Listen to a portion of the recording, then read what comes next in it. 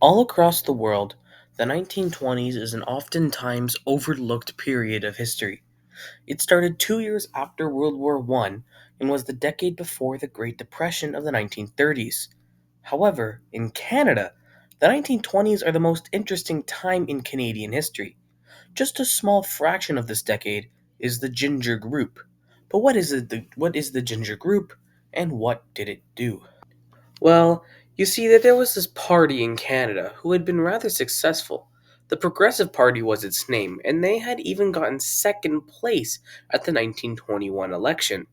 However, in 1924, Robert Fork, leader of the Progressives, eagerly supported the incumbent Liberal government under William Lyon Mackenzie King. Some progressives didn't like this. They felt that it was a slap in the face of progressive values. In fact, Fork's relationship with King gets Canada into a lot of trouble, which I might get into in a different video.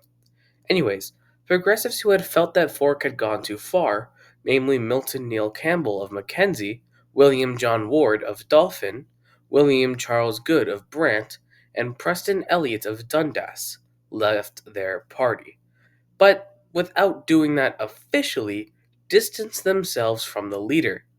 The dubbed Ginger Group, a name deriving from the term used for Conservative MPs that opposed Robert Borden and conscription in 1917, joined forces with the six United Farmers Party's members, four independent Labour members, and an independent named Joseph Tweed Shaw from Calgary West, and the aforementioned five progressives. 16 members wasn't a lot by any metric, but it did grant unofficial leader J.S. Woodsworth, who was also the most influential labor leader of the time, the morale to create the Cooperative Commonwealth Federation, the predecessor to the new Democratic Party.